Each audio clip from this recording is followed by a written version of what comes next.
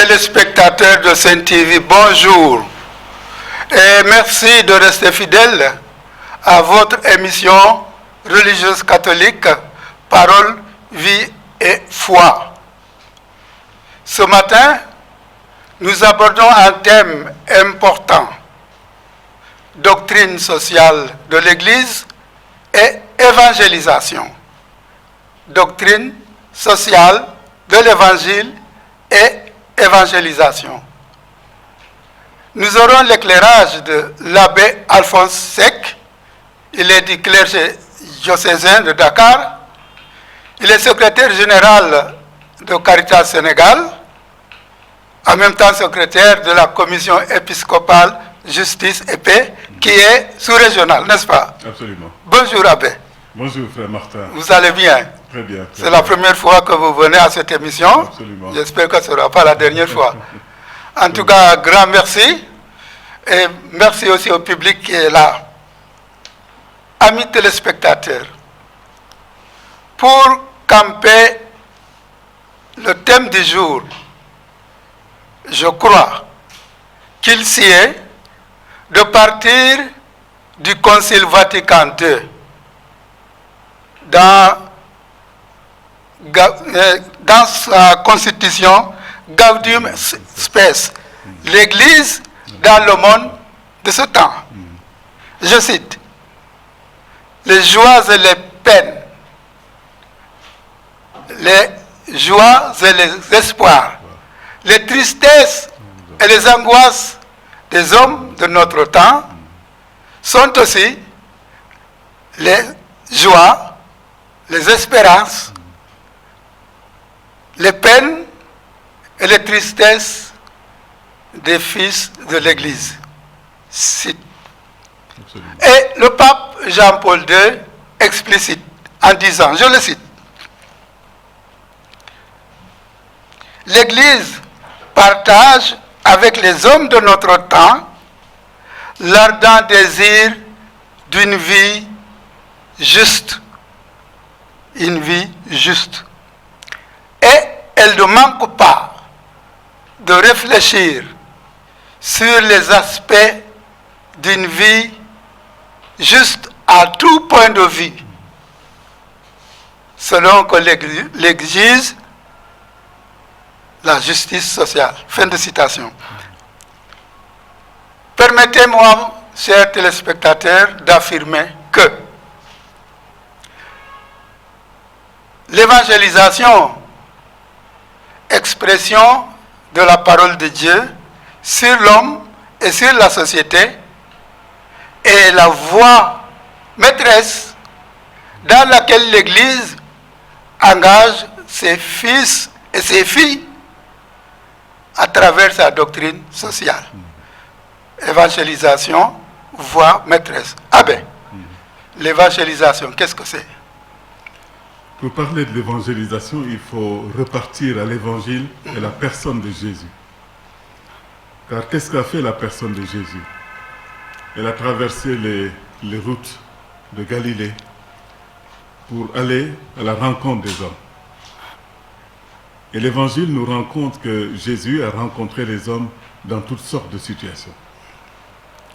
Des hommes dont la vie est perturbée par des possessions, des hommes confrontés à la faim, des hommes confrontés aux maladies de toutes sortes, des hommes dans le désarroi devant le cours que prenait leur vie. Et à chaque fois, Jésus s'est intéressé à ces personnes. Et non seulement s'est intéressé ou a manifesté de la compassion, mais est venu concrètement en aide à ces personnes à travers des guérisons, à travers des paroles qui les ont soulagées, à travers des attitudes où ces personnes se sont senties accueillies et aimées. Or, l'évangélisation, c'est quoi? L'évangélisation, c'est de donner écho au message de Jésus. L'évangélisation, c'est de continuer de témoigner de l'amour même du cœur de Dieu manifesté en Jésus-Christ. L'évangélisation, c'est de porter aux hommes d'aujourd'hui la même compassion que le Christ a portée. Alors cela veut dire que annoncer l'évangile, ce n'est pas seulement annoncer une parole, mais c'est une parole en acte dans la vie des hommes.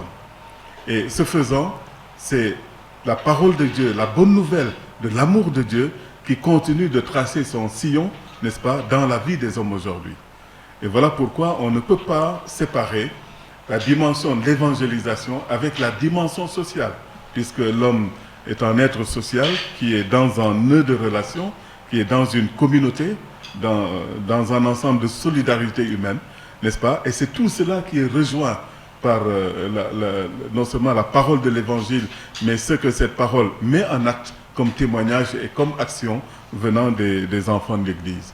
Je pense que de manière imagée, peut-être ça peut aider nos téléspectateurs à comprendre mieux qu'est-ce que c'est que l'évangélisation, mais surtout le lien entre ce que le Christ a fait, ce qu'il a manifesté et ce que l'Église continue de faire aujourd'hui en son nom. Parce que ne l'oublions pas, l'Église est le sacrement de Jésus-Christ qui aujourd'hui pose des actes au nom du Christ et ces actes sont porteurs de salut comme l'ont été les actes de Jésus-Christ. Si je vous comprends bien, l'évangélisation n'est pas du prosélytisme. Absolument. L'évangélisation n'est pas du prosélytisme parce que le prosélytisme, c'est une approche utilitariste, une approche un peu mercantile pour augmenter, la cohorte de ceux qui seraient avec vous. Ça ne peut pas être l'approche de l'évangile, parce que l'évangile va vers la personne pour elle-même. Jésus n'est jamais allé vers une personne pour lui-même, pour la récupérer. Au contraire, Jésus a toujours fait preuve d'une grande liberté, laissant même ses interlocuteurs dans une totale liberté. Et c'est ce qui fait que la religion chrétienne, j'aime à le dire, est une religion de liberté. Parce que on voit bien dans l'évangile combien de fois Jésus demande à ses interlocuteurs, alors même qu'il percevait qu'il commençait à percer son mystère, il leur demandait de ne pas révéler qui il était. N'est-ce pas? Ça, c'est le silence messianique qu'il a toujours imposé. C'est pour dire la volonté de Jésus de garder toujours ses interlocuteurs dans la liberté. Et il n'a jamais voulu poser un acte qui oblige son interlocuteur à le rejoindre. Même les apôtres qui ont choisi de venir vers lui, il n'a pas manqué de leur dire des paroles pour qu'eux se déterminent dans leur cœur et en toute vérité par rapport à Jésus. Donc ça veut dire que l'évangélisation ne peut pas être du prosélytisme, parce que c'est d'aller vers quelqu'un, mais pour cette personne elle-même. Si l'évangile ne perd de vue la dimension de la personne qui est en face, eh bien nous ne sommes plus dans la fidélité à Jésus. C'est pour cela que nos actions, je vois les actions que nous menons dans le social, les caritas, la santé, l'éducation, ne peuvent pas être des occasions de prosélytisme. Les enfants que nous accueillons dans les écoles catholiques, ce n'est pas pour en faire des chrétiens. Ce que nous aidons dans les caritas, ce n'est pas pour en faire des chrétiens. Nous les aidons pour eux-mêmes, pour elles-mêmes, ces personnes. Parce que l'approche de l'Église, elle est toujours personnaliste. C'est-à-dire qu'elle met au cœur la personne. Parce que c'est la personne qui est l'image de Dieu, c'est la personne qui est créature de Dieu, c'est la personne qui est revêtue de dignité. Et l'Évangile doit toujours être au service de cela. L'Évangile, est-ce une propriété privée des catholiques? L'Évangile ne peut pas être une propriété privée. L'Évangile peut faire la différence. Parce que l'Évangile inspire une manière d'être, une manière de vivre, une manière d'aimer, etc. Mais l'Évangile est la propriété de tout homme. Et c'est cela qui explique le commandement du Christ. Aller par tout le monde entier annoncer l'Évangile. Si l'Évangile pouvait être une propriété privée, le Christ l'aurait gardé pour lui-même, cette parole d'amour qui révèle l'amour de Dieu. Mais il a envoyé ses disciples sur tous les chemins pour le révéler. Et ce qui construit le royaume de Dieu, ces valeurs de paix, ces valeurs d'amour, ces valeurs de réconciliation, de justice, nous devons travailler à ce que ces valeurs soient véritablement reconnues et adoptées comme des valeurs universelles. Parce que c'est cela qui construit le royaume de Dieu. Or, quand nous disons le royaume de Dieu, c'est quand même une réalité, un monde dans lequel l'homme peut s'épanouir et tout homme. Voilà pourquoi l'Évangile ne peut pas être une propriété privée. Au contraire, c'est une bonne nouvelle pour tout homme, quel qu'il soit et quel que soit son horizon. Et pourquoi l'Église a une doctrine sociale qui lui est propre? Alors, l'Église a une doctrine sociale qui lui est propre, et ça a souvent fait débat. Il a été reproché à l'Église le fait même de parler de doctrine, en disant quand vous parlez de doctrine, c'est parce que c'est une idéologie. En disant, le langage que vous utilisez est un langage périmé et vous voulez l'appliquer à des situations nouvelles. Et pour cela, on a contesté à l'Église de pouvoir parler de doctrine. Mais la doctrine sociale de l'Église, c'est quoi? La doctrine sociale de l'Église, c'est la réflexion de l'Église. C'est l'enseignement de l'Église, mais à partir de la manière dont elle s'est confrontée à la réalité des hommes, à la lumière de l'Évangile. C'est l'expression d'une sagesse qui s'est affrontée aux réalités des hommes, à leurs difficultés, à leurs joies, à leurs espoirs, comme vous citiez le préambule de Gaudium et Spes. Et c'est cette parole que l'Église donne, non seulement aux enfants de l'Église, mais également à tous les hommes de bonne volonté. Et lorsque nous traversons la doctrine sociale de l'Église, nous voyons que dans des situations très diverses, l'Église a su porter une parole qui lui vient des lumières des Écritures saintes, qui lui vient de son expérience personnelle, qui lui vient surtout de sa rencontre avec cette réalité qu'il a voulu éclairer à partir de son enseignement. Est-ce qu'il y a un projet de société qui découle de l'Évangile? On peut l'appeler le royaume de Dieu. C'est un langage théologique, mais qui veut dire quoi? Qui veut dire que la vie des hommes, elle n'est pas sans horizon. Et ce que les hommes doivent vivre doit répondre à une perspective qui est donnée par Dieu. Et cette perspective donnée par Dieu, c'est son royaume. Et c'est pourquoi on parle de ce royaume de Dieu le jour de la fête du Christ roi. Et ce royaume est bien qualifié. Royaume de paix, royaume de justice, royaume de vérité, règne de paix, de justice, etc. Alors, on peut dire que le royaume de Dieu, c'est ça l'horizon vers lequel nous allons. C'est le projet de Dieu et nous faisons que participer au projet de Dieu. Et notre responsabilité, c'est d'entraîner tous les hommes à entrer dans ce projet de Dieu. Parce que quand même, lorsqu'un monde est en paix, lorsqu'un monde est et vit la justice sociale, mais c'est tout homme qui s'épanouit. Or, ce qui épanouit l'homme, forcément, ne peut pas être contre Dieu. Vous avez parlé de la doctrine sociale de l'Église. Pouvez-vous revenir sur son fondement et son contenu? Alors, le fondement de la doctrine sociale de l'Église, elle se prend dans la Bible. Il y a des fondements bibliques, je pourrais y revenir. Parce que le fondement de la doctrine sociale de l'Église est une manière de méditer, d'approfondir pour soi-même l'action de Dieu. Parce que Dieu a toujours agi en faveur de la justice, Dieu a toujours agi en faveur de la paix. On peut trouver aussi les fondements chez les prophètes. Parce que chez les prophètes, on peut trouver ces dénonciations prophétiques de l'injustice, de la violence, etc. On peut même trouver chez le Christ. On peut fonder dans le Christ, n'est-ce pas, la doctrine sociale de l'Église. Quand on voit combien le Christ fait l'unité entre le commandement de l'amour de Dieu et le commandement de l'amour du prochain. On ne peut pas aimer Dieu qu'on ne voit pas quand on n'aime pas son prochain.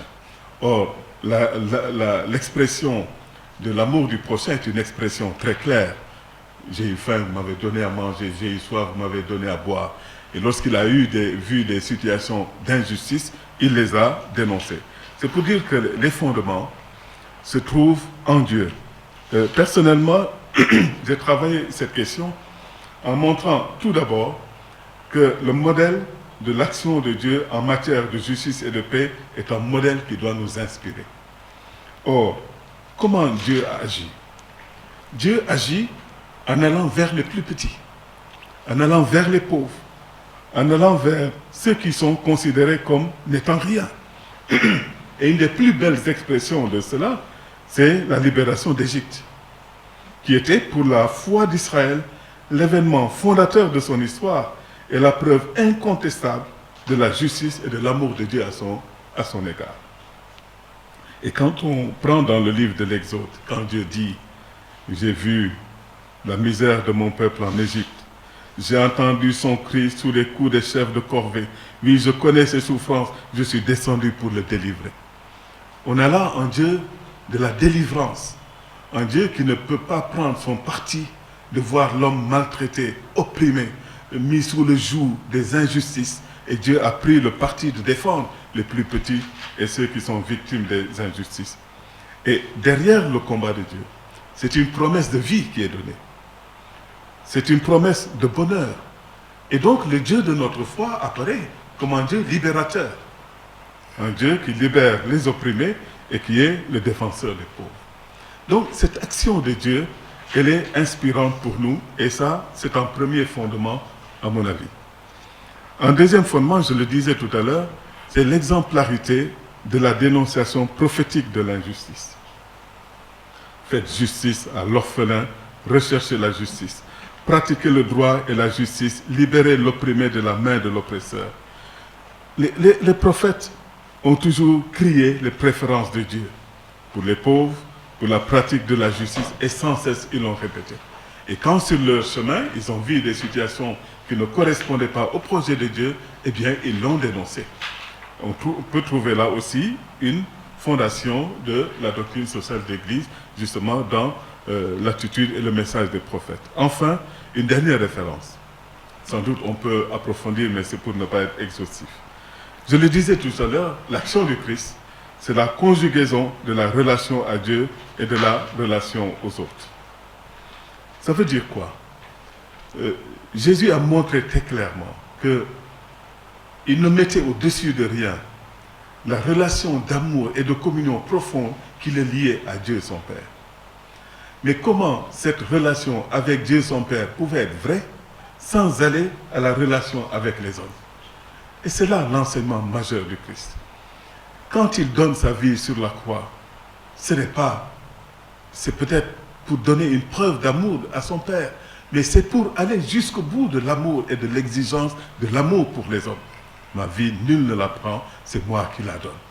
Et donc, la fondation que le Christ donne à la doctrine sociale de l'Église, c'est de faire ce lien essentiel entre l'amour que l'on proclame pour Dieu et l'amour que l'on proclame pour les autres, et qui doit se traduire dans un amour en acte. Parce qu'encore une fois, l'amour, ce n'est pas une question de déclaration. Ce n'est pas des déclarations d'intention, parce que ça ne peut pas révéler le visage de Dieu. Le visage de Dieu est révélé dans la vérité de son amour qui se donne. Et c'est comme ça seulement que l'Église peut effectivement être à l'imitation de Jésus. Et enfin, pour terminer, s'engager pour la justice, cela demande des actes concrets en faveur des opprimés et des pauvres. Et c'est pour cela que l'engagement pour la justice est difficile. Parce qu'il faut prendre des risques comme les prophètes en ont pris. Quand quelqu'un comme Monseigneur Oscar Romero, à l'Assemblée générale de Caritas en 2015, nous l'avons choisi comme nouveau patron de Caritas Internationalis. Cet homme a été tué en train de célébrer l'Eucharistie dans sa cathédrale. Pourquoi? Parce que lui, qui est du milieu de la noblesse, a épousé la cause des pauvres et osé dénoncer les injustices qui gardaient le peuple opprimé et qui gardaient le peuple dans la pauvreté, dans la misère, pendant ce temps d'autres s'enrichissaient. Eh bien, cette parole, elle est difficile à entendre, mais il faut la faire entendre. Et c'est ça, une des fondations que l'on peut donner à la doctrine sociale de l'Église, c'est l'engagement pour la justice qui se fait par des actes concrets en faveur des opprimés et des plus pauvres. En quelque sorte, c'est un rapport au réel. Le croyant n'est pas dans une bulle. Le croyant est confronté à une réalité qui l'interroge, qui l'interpelle et sur laquelle il doit agir. Et c'est sur cette réalité que nous agissons pour construire le royaume de Dieu. Vous parlez des pauvres. L'option préférentielle pour les pauvres, qu'est-ce à dire? L'option préférentielle pour les pauvres, c'est essentiel. Et je reviens encore à cette fondation biblique que nous avons traversée rapidement. Quand Dieu intervient en Égypte, il considère que le peuple d'Israël, qui est réduit en esclavage en Égypte, est la figure du pauvre. Et il intervient pour la libérer. Quand Jésus intervient sur les routes de Palestine, les personnes qui sont bénéficiaires de son action directement sont considérées comme les pauvres. C'est pour cela qu'à chaque époque, il faut faire une lecture pour savoir qui sont les pauvres dont il s'agit. Aujourd'hui, nous avons un pape qui a mis, au cœur de son message, l'attention aux plus pauvres et qui veut en être le prophète à travers tout ce qu'il fait. Il me semble que cette option préférentielle pour les plus pauvres, ou bien cette église pauvre pour les pauvres, sont véritablement le cœur du message du pape François. Pour que tout homme, toute femme, tout enfant, qui est dans une situation de vulnérabilité, dans une situation qui n'honore pas sa dignité, puisse avoir l'église à côté d'elle. Et donc quand le pape dit il faut que l'église aille aux périphéries, qu'est-ce que ça veut dire? Ça veut dire que si vous attendez ceux qui ont besoin de la présence, d'amour de l'église dans les assemblées d'église, vous ne les aurez jamais. Et si vous limitez votre action à ceux qui viennent à la messe du dimanche, vous n'êtes pas en train d'aller jusqu'au bout de l'appel de Jésus-Christ. Il faut aujourd'hui retrouver les hommes là où ils sont, dans les périphéries parce qu'ils ne sont pas dans l'église. Et si vous n'allez pas les trouver là-bas, vous ne les rencontrerez pas. Si vous ne les rencontrez pas, comment vous allez leur donner le message d'amour de Jésus? Voilà la question. La pauvreté, monsieur l'abbé, n'est pas que matérielle. Absolument. J'ai lu une fois le cardinal archevêque de Lyon, le cardinal Barbarin, parler d'une parole de Saint Paul qui dit « fortifier l'homme intérieur ». Lui, il a vécu à Madagascar et il donnait l'exemple de l'Afrique et de l'Europe. Il donnait l'exemple que nous, en Afrique, malgré la pauvreté, malgré parfois la misère, toutes les souffrances auxquelles nous sommes confrontés, souvent l'homme intérieur est fortifié. Voilà pourquoi l'Africain ne se suicide pas souvent. Mais il dit, allez en Occident. L'homme intérieur n'est pas toujours fortifié. Et devant la moindre difficulté, n'est-ce pas, on met fin à sa vie. C'est pour dire que la pauvreté, elle n'est pas que matérielle.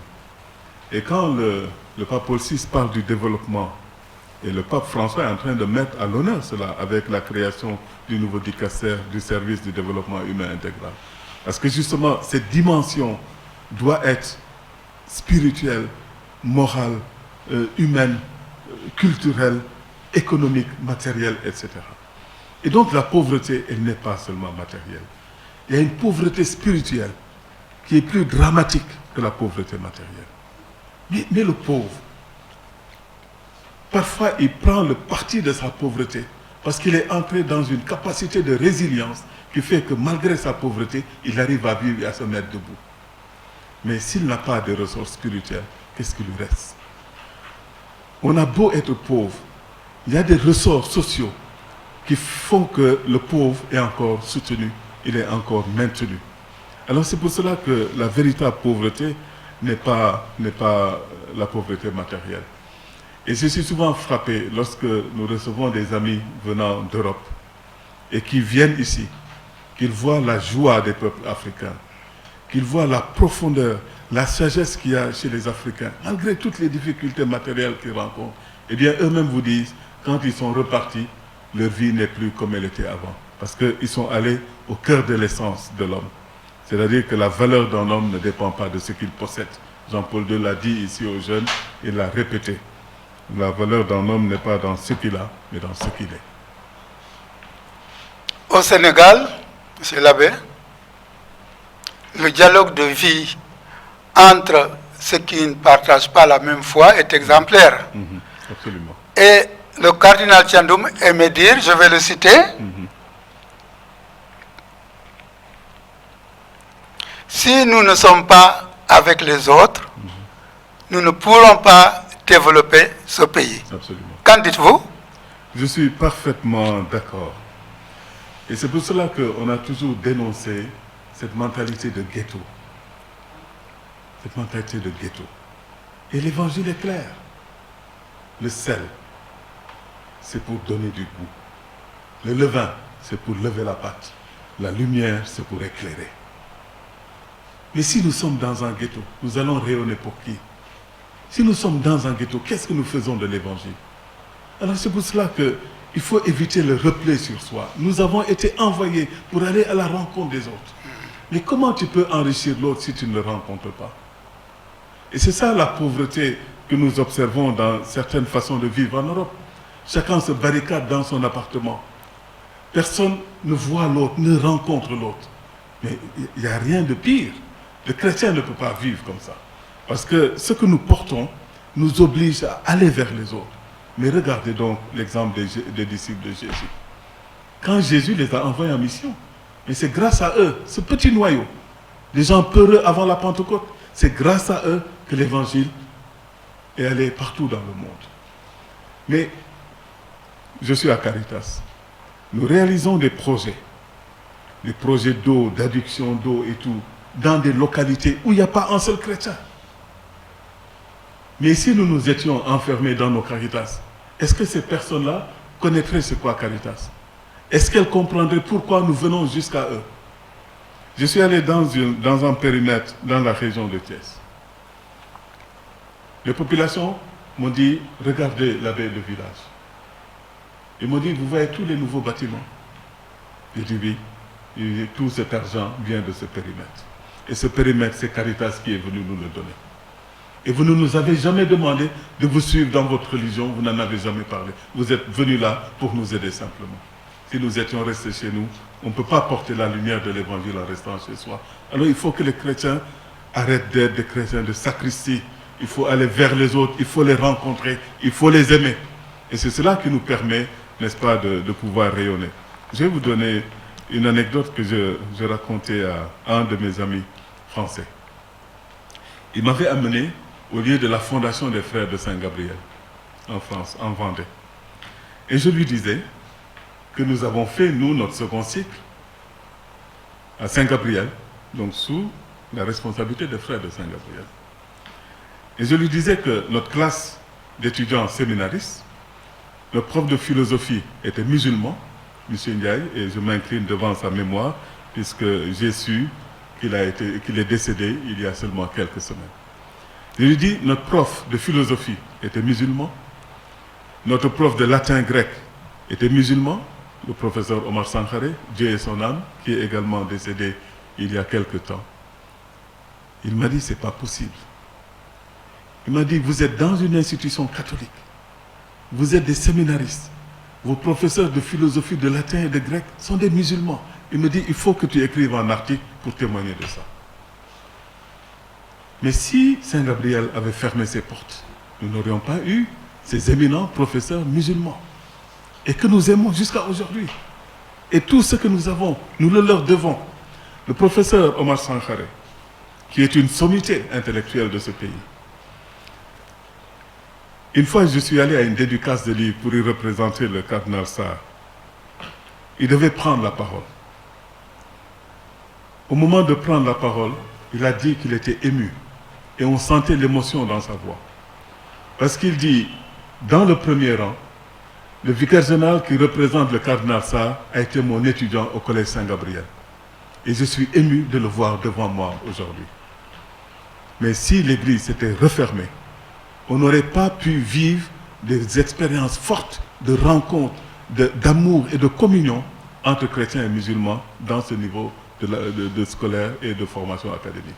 Alors il faut que les chrétiens apprennent que l'évangile nous envoie sur les routes pour aller à la rencontre des autres, pour les aimer et pour faire chemin avec eux. Nous ne sommes pas seuls.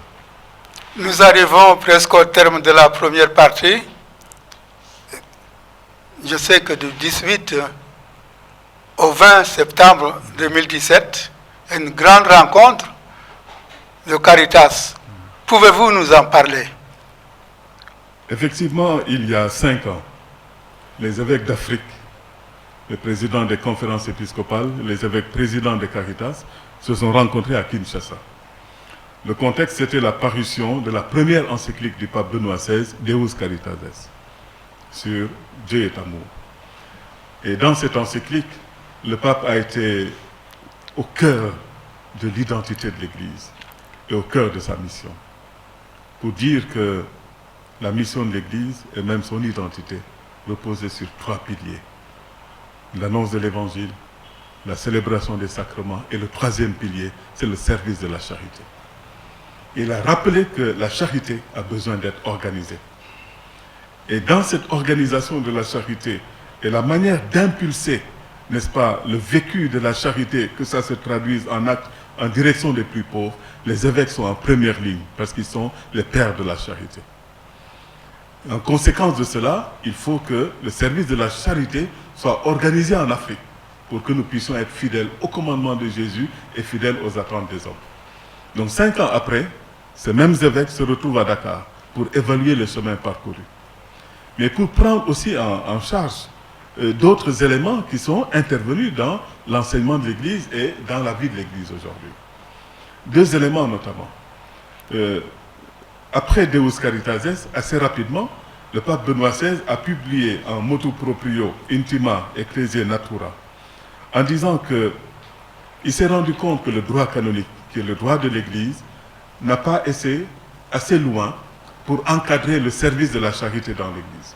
Et donc le pape donne un texte réglementaire pour encadrer et rappeler que les évêques sont en première ligne dans le service de la charité et dans l'organisation de la charité dans le diocèse, et que même la coordination et l'impulsion, le contrôle qu'il faut donner aux organisations caritatives sur le territoire de notre diocèse lui incombait.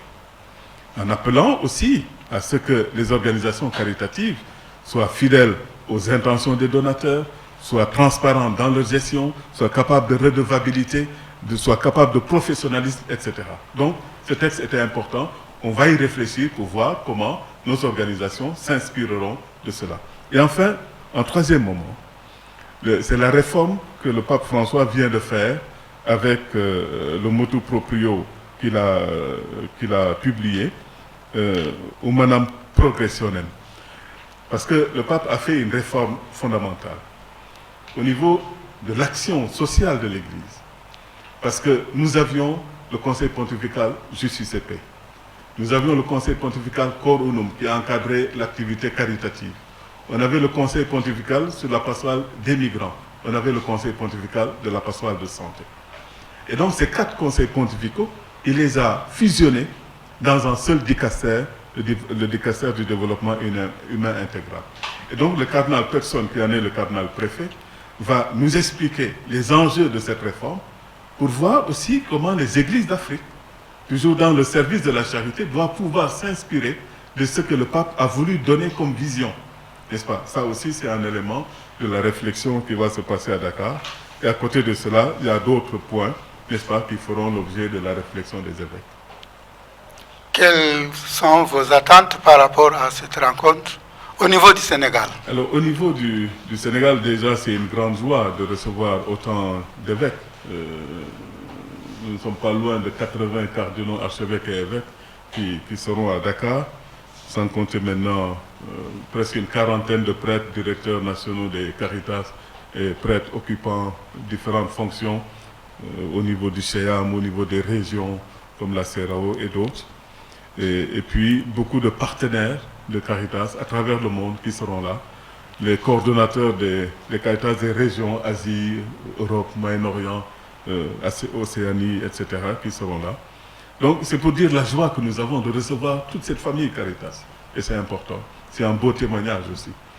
Mais ce que nous attendons, et Monseigneur Bassène, notre président, l'a fait, c'est d'inviter le peuple chrétien à prier pour porter cet événement dans la prière. Parce qu'une telle rencontre a besoin de la grâce de Dieu pour porter du fruit. Et que ce qui est attendu comme décision de Dakar, nous puissions les engager et les réaliser. Ce que nous attendons aussi, c'est que le peuple chrétien vienne massivement, n'est-ce pas, célébrer Dieu avec tous ses évêques, avec tous ces témoins de la charité de l'Église, n'est-ce pas, pour que le Seigneur entende nos prières. Ce sera le mercredi 20 à 18h30 à la cathédrale de Dakar. Alors je profite de votre émission pour dire qu'il n'y a pas de carte d'invitation à la cathédrale, c'est tout le monde qui est invité. Tout le peuple de Dieu. Venons tous très nombreux pour prier avec tous nos hôtes. Merci Abbé Alphonse de cet éclairage sur le thème doctrine sociale de l'Église et évangélisation. Nous sommes au terme de la première partie. Nous allons tendre le micro à notre public avisé, mais en attendant, nous observons une pause publicitaire. Okay.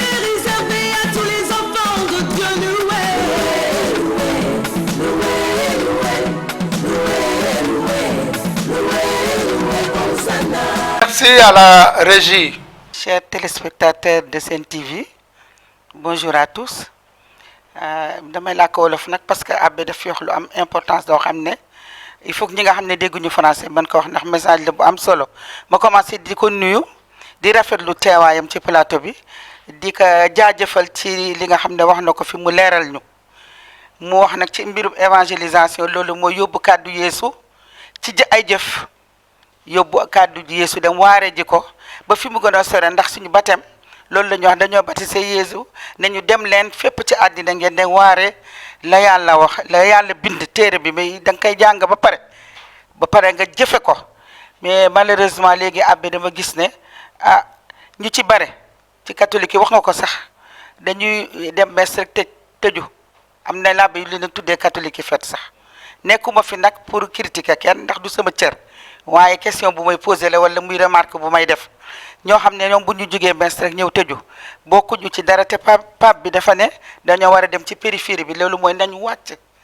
ba fi gën a métti ñi nga xam ne ñoo ñu gën a soxla ñi néew doole ñi amul lu ñu lekk ñi sonn ñu di war leen a jàppale malheureusement duñu ko def ma seetlu tam ne ñu bëri léegi ñi ngi ñuy jox gannaaw ndax xëy na ñàkk la ndaxte ñi nga xam ne ñoom ñooy dëddoog église bi amaana wax nga ko sax dañoo xiif wala ñu sonn wala li ñuy wax pauvreté matérielle pauvreté morale pauvreté spirituelle wax nga ko fi am na fu ñu wàññeeku daal ba nga xam ne dañuy yomb dugg ndax xam nga saay buy dugg day du dugg ci ko am doole mooy comme microbe te seet ki gën a néew doole mu dugg si est-ce que ñun tey jii amuñu ci part de responsabilité ñun chrétiens yi nga xam ne ñun ñoo war a dem ci ñooñu nga xam ne ñoo néew doole war leen ñu war a jafandu ci ñun wala ñun ñu war a xeex li nga xam ne moom mooy injustice ndax wax nga ko fi tam un chrétien doit dénoncer de combattre l'injustice yombul nag yombul wax nga ko fi tam parce que apôtres yi dañoo tëju woon ragal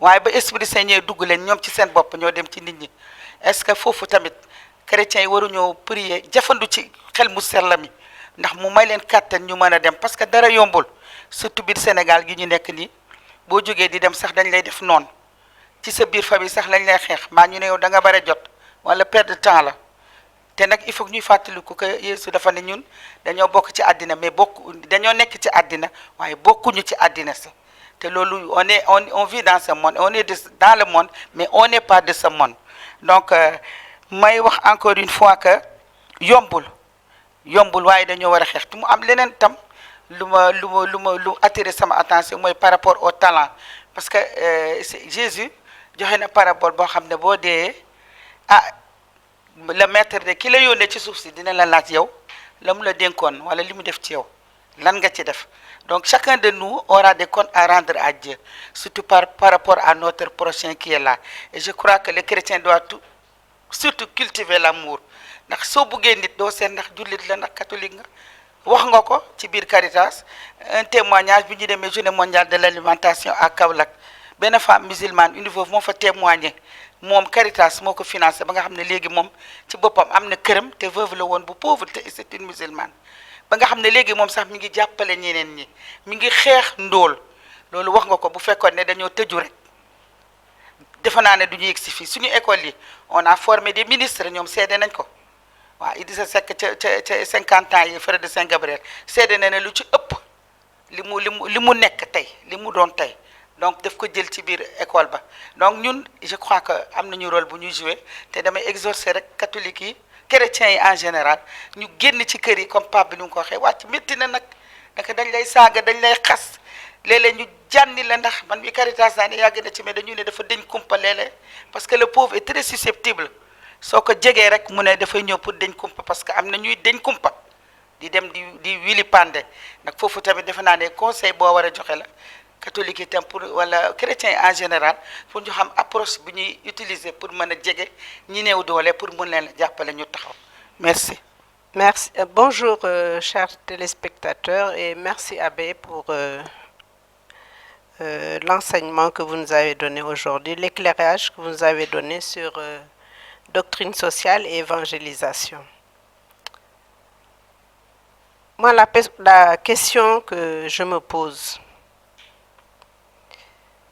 les missionnaires sont venus, ils avaient une forme d'évangélisation. est-ce que nous devons continuer sur cette forme d'évangélisation ou bien est-ce que nous ne devons pas essayer d'adopter d'autres approches? Parce que le sentiment que j'ai, c'est que le chrétien est resté consommateur.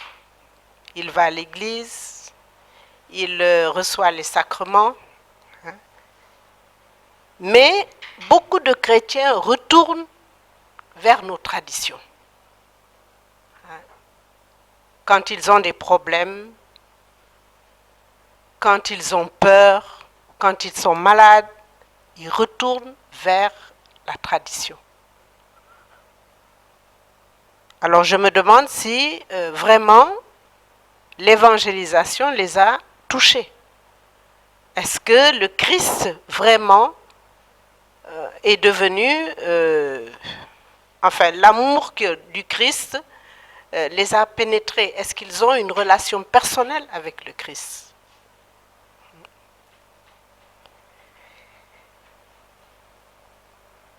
Et je trouve que aussi, bon, comme vous l'avez dit dans votre intervention, le chrétien, nous vivons en ghetto. Nous sommes dans des quartiers, mais nous sommes absents de ces quartiers.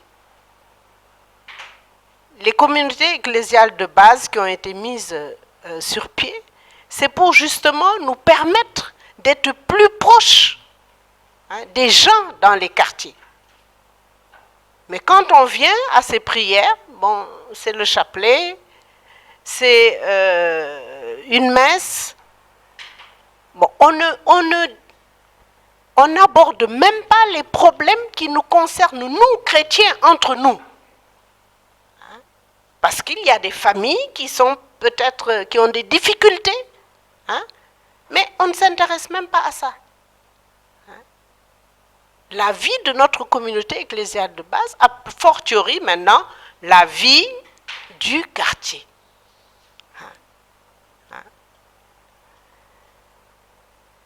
Et une question, bon, vous ne l'avez pas abordée, c'est dans les principes de la doctrine sociale. Bon, alors moi, je me pose toujours des questions sur le principe de subsidiarité. Voilà, si vous pouvez vraiment nous éclairer là-dessus. Merci.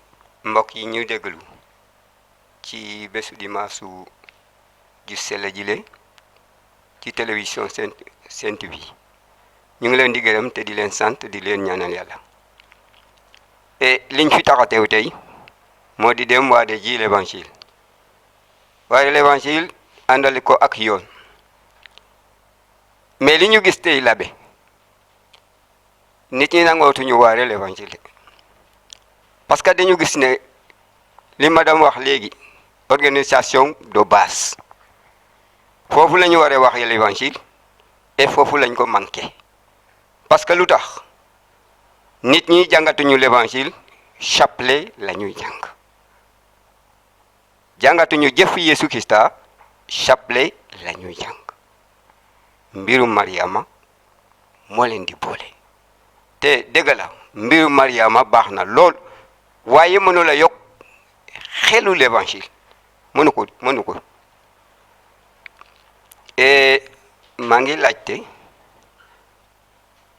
li ma gis ci Krista bi maanaam l'évangélisme moom daawu doon toppatu ñu bari ñu xiif mais ñu bari ñu feebar ñu doon dawal Yeesu Krista yëpp feebar moo tax ñu doon daw foofu may laajte ñooñu le wax dëgg ngëm moo leen doon yóbbu foofu na foog na may laajte Yeesu ñi doon feebar rek ñoo ko doon dawal mais du xiif kat. Bonjour chers téléspectateurs de la télé Sen TV et bonsoir à l'abbé Alphonse et merci pour votre enseignement. Actuellement, nous entendons parler de la nouvelle évangélisation. J'aimerais bien savoir ce que cela signifie de manière plus concrète. Et quand on parle de nouvelle évangélisation, cela laisse à supposer qu'il y a une ancienne évangélisation. Qu'est-ce qui fait la différence entre l'annonce de l'évangile actuellement et l'annonce de l'évangile dans le temps? Et puis, les JMJ de Kaolack, je pense en 2014 ou 2015, nous parlait de la jeunesse comme acteur de la nouvelle évangélisation. Aujourd'hui, comment pouvons-nous être jeunes frères, jeunes laïcs, jeunes étudiants, comment pouvons-nous être acteurs de la nouvelle évangélisation? Merci à notre charmant public. Abbé Dengalachi, Madame Mansali, Jean-Pierre, Madame Clémentine Diop, moi présidente du conseil diocésain du laïcat, ak ku mujj ki mooy ci un jeune frère Edouard Ganafay. Léegi réponse. jërëjëf frère maa ngi gërëm madame Mansali ci xalaat yi mu indi ci waxtaan bi wane na ne ci xëy na ci ñun chrétien yu bëre wax ci wala baatu l'évangile dafa àndul ak jëf yi nga xam ne moom la war a jur mu mel nii dafa am ci ñun di tubaab di woowe dichotomie maanaam séparation ñaar yi nga xam ne dafa waroon a ànd te àndatul loolu warul mën a am Pape François dafa ne jàngu bi su cofeel génnee ci jàngu bi dara desu fa te loolu il faut chrétien yi sóoraale ko coofeel su génnee ci jàngu bi jàngu ba nekkatul jàngu Yeesu Krista ndax coofeel la ko sos mooy reen bi nga xam ne moom lay dundee te loolu soo ko waxee da nga koy jëmale ci sa bopp jëmale ko ci sa njaboot jëmale ko ci mbootaayu chrétien yi jëmale ko ci chrétien bu ne suñu saxul ci coofeel kon su boobaa duñu mën a séedeel Yeesu te man dama yàgg di wax ne suñu xoolee l'évangile ba ca biir yàlla duñu àtte ci leneen lu dul ci coofeel léeg-léeg ma wax ko nit mën nga jàng sapleet yu dul jeex mën nga oor jamono bu dul jeex mën nga jël xëy na sax sa alal di ko joxe nii parce que joxe sa alal tamit ci puukare am na fi waaye loolu mënul tax nga am aljana li lay may aljana mooy sa jëfu coofeel ndax coofeel mooy turu yàlla loolu mu di lu ñuy seetlu te di ko ñaawlu waaye dafa laaj ñun ñëpp ñu tuub dellu si ci yàlla méngale jëf yi ak wax ji nee na tamit am na ñoo xam ne dañoo dem ba néew doole da nga xam ne lu ñëw rek tàggale leen ak Krista tàggale leen ak jàngu bi man dama yaakaar ne ñu bëri xamuñu lan mooy jàngu bi parce que dañoo defe ne jàngu bi mbootaay la nii rek su la neexee nga dem ci su la neexee nga toog sa kër su la neexee nga sopp kii su la neexee doo sopp kële mais jàngu bi ci làkku grec la jóge di wone ne mooy mbootaay ñi yàlla woo mu woo frère Martin woo Clémentine Diop woo ma man ñun ñëpp ñu daje benn coofeel boole ñu te souvent damay ne nit ñi suñu bëggee nekk chrétien dëgg-dëgg ci biir jàngu bi il faut ñu jàpp ne woote boobu jóge ci yàlla ba tax mu boole ñu loolu moo ëpp doole mbokk bi ñu bokk ci deret loolu suñ ko nanguwul mu ñu nekk ci jàngu bi te chrétien mënul dund te du ci biir jàngu bi dafa mel ni jën biy dund nga génne ko ci géej gi yaakaar ne dina dund loolu mënul am chrétien bu saxul reen ci biir jàngu bi il faut faw nga dee sa dee nag mooy nga tàggaleeg nga bàyyi sa ngëm nga xàccee sa ngëm jël jeneen yoon loolu dafa fekk dundatuloo ci milieu bi nga xam ne mooy sa milieu naturel maanaam fi lay dundal da nga ko bàyyi dem feneen moo tax nga ñàkk doole su yàggee di nga dee. wax nga ko léegi ci sa développement bi. Saint Jean sax moo ko wax. boo waxee ne sopp naa yàlla bi ma gisul te soppoo sa moroom bu nga gis mu ne fenkat nga. absolument fenkat. absolument puis coofeel il faut ñu dellu si ci parce que milieu chrétien yi ñàkk na coofeel trop fu chrétien toog ak moroomam mu ngi critiquer ba sax ci biir jàngu bi dañuy toog di nekk ci sa kaw suñu kilifa yi di nekk ci seen tur yi di sos yu kenn xamul Monseigneur Thiandoum daf ñu mos a ne wala Ngazobil la woon mu ne ku topp di wax wala di def ci labbe yàlla dina la dóor xëy na daf ko waxoon jëmale ko ci l'abbé parce que dañu doon fal ay l'abbé waaye jëmale ko ci sa mbokku chrétien du lu jaadu du lu jaadu. madame Mansali wax na leneen mu ne soo xoolee yonentu yàlla yi soo jëlee yonent ba Jean Baptiste lu waral deewu Jean Baptiste dafa doon ne buur ba Hérode jabar ji nga jël mënul nekk sa jabar xam nga taxaw ak buur di ko ne ni ngay doxalee jubul il faut le faire. loolu yombul de. yombul loolu lay Jean Baptiste def te yonentu yàlla loolu la ñu doon def ngay dénoncer injustice mais injustice ku koy dénoncer jàngu bi évêques yi ñoom ñooy jël kàddu waaye chrétien yi dañoo jàpp ne su dara xewee ci Sénégal évêques yi ñoo ci war a wax lan la évêques yi wax lan la l'abbé yi wax mais concile Vatican II dafa ne les laïcs ñoom ñoo am mission soppali àddina ak li ci ne loolu mooy seen mission donc loolu il faut ñu taxaw ci te ñu ñeme ci parce que loolu mooy dafa mel ni tey nga gis accident ci yoon bi accident de la route xam nga Sénégal lu dara xewee rek ñëpp seetaan si waaye soo ñëwee bëgg a laajte kan moo fekkee ndax mu nettali li mu gis dootoo gis kenn parce que ñemewuñu seede doo gis doo am témoin mais Jésus Christ il faut mu am témoin il faut ñu am ñuy wax li nga xam ne jaaduwul ci biir dëkk bi wax na tamit talent maanaam yàlla dënk la dara nga di ko sàmm waxuma nga nëbb ko de waaye nga fësal ko te di def lu tax mu gën a jëriñ tabax nguuru yàlla bi ñu bëgg te loolu yàlla wax na ne moom su fi dikkee li mu la dënkoon dina la laaj loo ci def kon loolu jar naa xalaat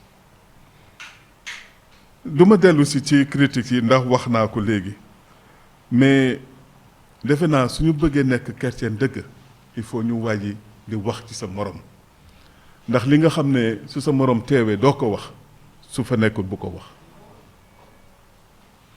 Alors Clémentine Diop a parlé de la forme d'évangélisation après les missionnaires. C'est vrai que les missionnaires sont venus porter la parole de l'évangile. Et ils ont construit les communautés. Ils ont baptisé tous ceux qui voulaient devenir chrétiens. Et c'est vrai qu'ils ont concentré leurs forces, n'est-ce pas, à enraciner la foi auprès de ceux qui voulaient devenir chrétiens. Mais aujourd'hui, les églises locales se sont constituées aujourd'hui autour d'un clergé local, de vocation locale, des enfants du pays qui sont plus à même de connaître les cultures locales, de connaître aujourd'hui la vie des gens, de connaître les influences qui traversent la vie de la société. Et sans doute, la nouvelle manière de se positionner dans l'évangélisation, c'est d'aborder ce regard nouveau de la réalité, n'est-ce pas, d'aujourd'hui, et de pouvoir aller à la rencontre des personnes confrontées à cette réalité. Et ça, on ne pouvait pas demander aux missionnaires d'hier de le faire, n'est-ce pas? Ils ont construit les communautés, mais il s'agit pour nous aujourd'hui d'aller au-delà des communautés et de rencontrer nos sociétés, de rencontrer nos cultures, de rencontrer aujourd'hui le monde moderne avec toutes les influences qui viennent de la communication et des moyens de communication. Et tout cela, c'est des approches nouvelles, n'est-ce pas, de l'évangélisation que nous devons promouvoir aujourd'hui, qui effectivement doit être différente de celle que les missionnaires ont portée jusque-là. Vous avez parlé de consommateurs. Il y a des chrétiens qui te disent « j'ai pas eu ma messe. Il faut que j'ai ma messe. Il faut que j'ai ma communion. J'ai mon prêtre. Lui, c'est mon évêque. » On est tout le temps dans la possession. Et c'est ça la consommation. Chaque jour, il me faut telle chose pour m'épanouir, donc il me faut ça. Mais être chrétien, c'est rencontrer Jésus-Christ. C'est rencontrer Jésus-Christ. C'est Jésus-Christ. Le prêtre, il est au service du Christ. L'évêque, il est au service du Christ. L'Église est au service du Christ. Alors, ça pose la question, quelle appropriation du Christ? Et quelle relation personnelle avec le Christ? Parce que si je n'ai pas cela, effectivement, je vais à l'église par habitude, par consommation, parce que ça me manquerait quelque chose si je n'y allais pas. Mais c'est une relation personnelle avec le Christ qu'il faut cultiver. Et cela répond à la question du retour de nombreux chrétiens aux pratiques traditionnelles. Lorsque, jeune prêtre, je suis affecté à Fatick, je suis avec un prêtre missionnaire, un saint homme. Mais lorsque nous rassemblions les enfants catéchumènes pour les étapes, ils parcouraient les rangs et coupaient les amulettes au niveau des bras ou au niveau des reins. Je disais rien. Mais quand nous rentrions à la maison au presbytère, je disais, mon père, vous savez que retourner à la maison, ils vont le remettre. Vous savez pourquoi ils vont le remettre? Parce qu'ils ont peur. Il faut leur enlever la peur. Quand vous leur aurez enlevé la peur, ils n'auront plus besoin d'attacher des amulettes. Parce que le Christ leur suffira. La force du Christ leur suffira. Et un jour, un de nos catéchistes m'a fait le témoignage. Il m'a dit, l'abbé, j'ai toujours attaché plein de gris-gris, tout en étant catéchiste. Mais c'est quand j'ai vraiment senti que j'ai rencontré le Christ que je me suis débarrassé de tout. L'Africain vit souvent dans la peur de l'autre, la peur des événements, la peur du regard, la peur du sorcier et tout. Et c'est ça qui le conduit à chercher toutes ses protections. Et si sa protection est dans le Christ et dans la parole du Christ, il n'a pas besoin de tout ça. Donc la question au fond, c'est quelle est notre relation au Christ? Comment nous nous sommes appropriés l'Évangile, cette parole libératrice? Là est la question. Et par rapport aux pratiques traditionnelles, je me rappelle toujours cette image de Monseigneur Jean-Noël Diouf, jeune évêque qui vient célébrer une messe d'action de grâce à Fadiout. Fadiout est une île, nous utilisons la pirogue. Et donner l'exemple de celui qui monte, qui a l'ambition de monter à la fois sur deux pirogues. Un pied sur une pirogue, un pied sur l'autre. Tant que les deux pirogues marchent côte à côte, à la limite, ça peut aller. Mais dès que les deux pirogues s'écartent, tu es déséquilibré et tu tombes. Il dit on ne peut pas être dans deux pirogues.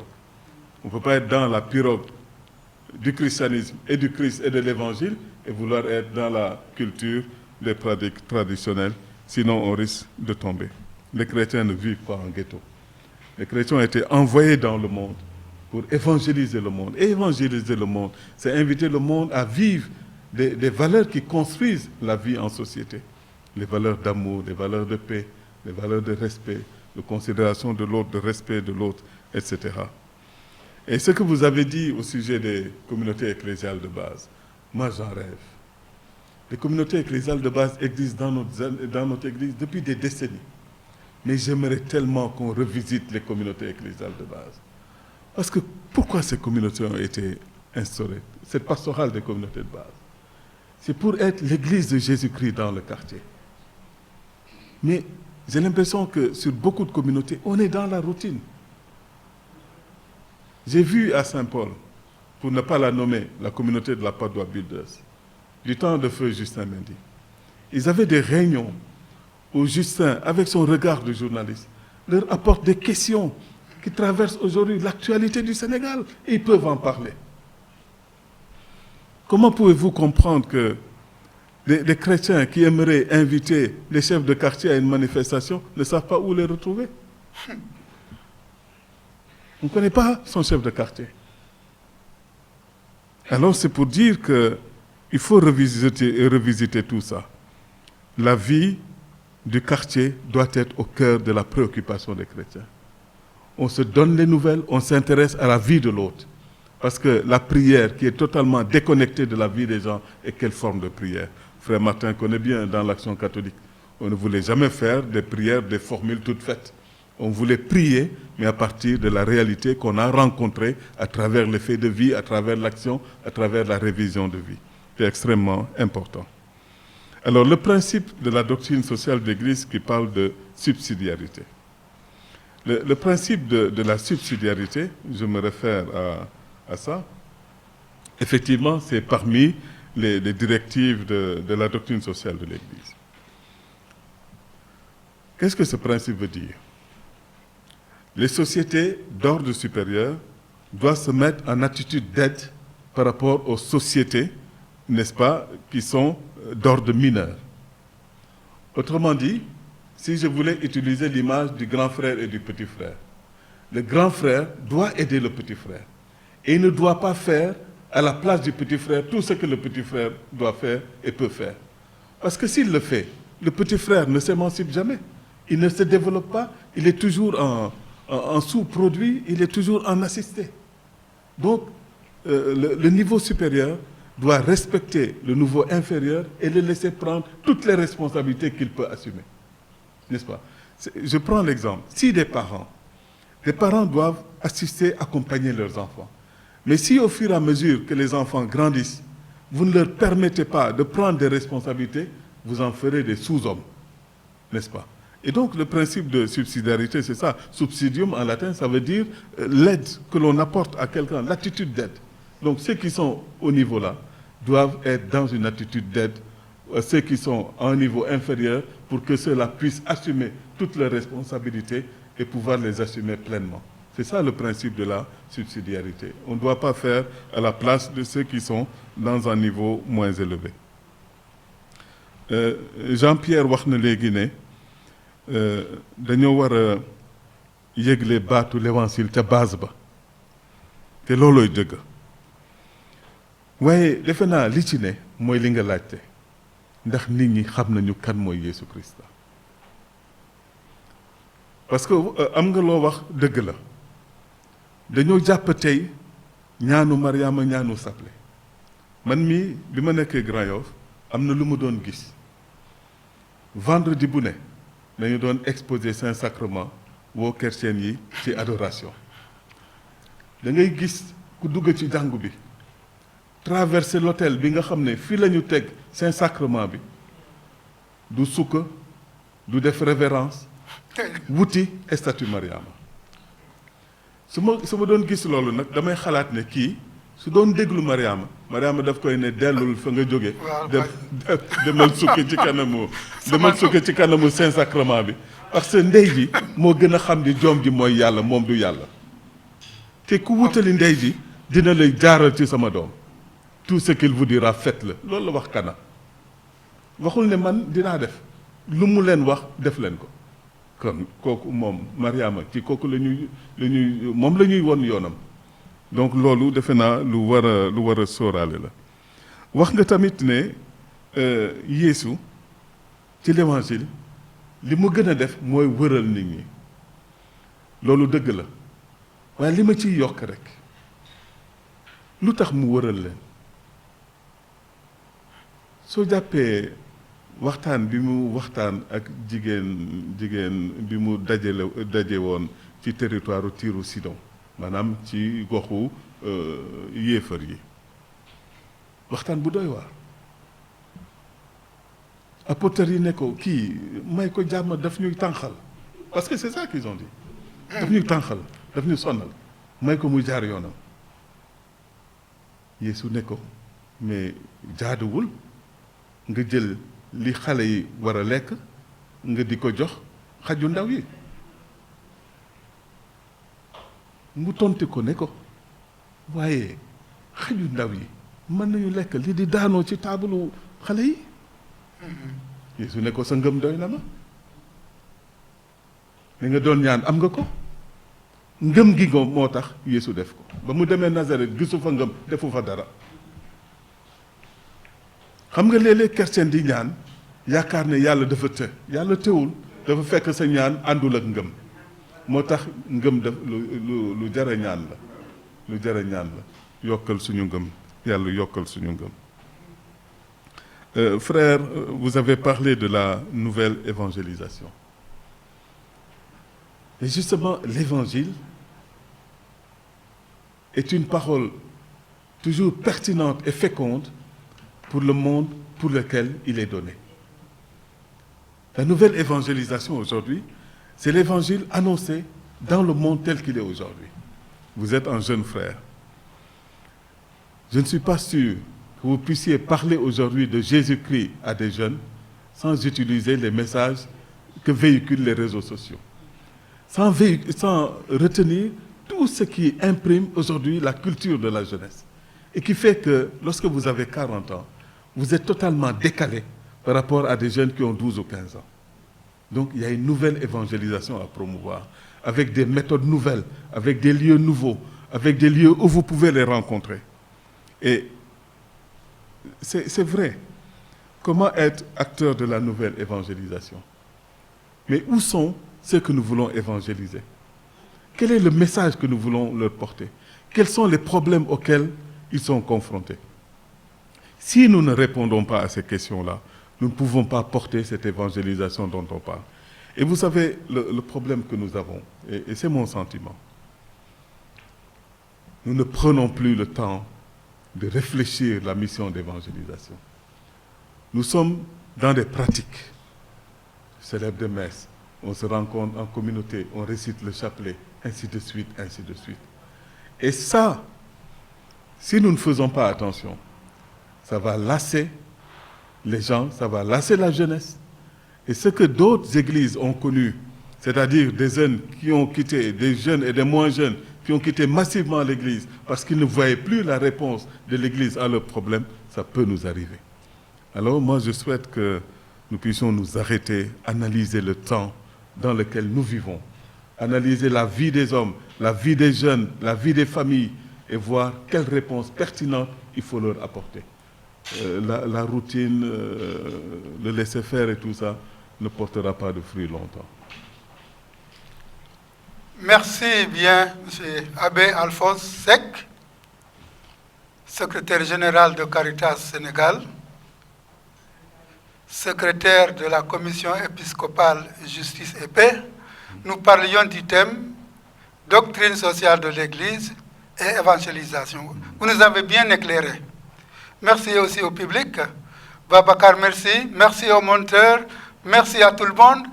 Et amis téléspectateurs, à dimanche prochain avec un autre consultant et un autre thème. Merci. Salut réservé à tous les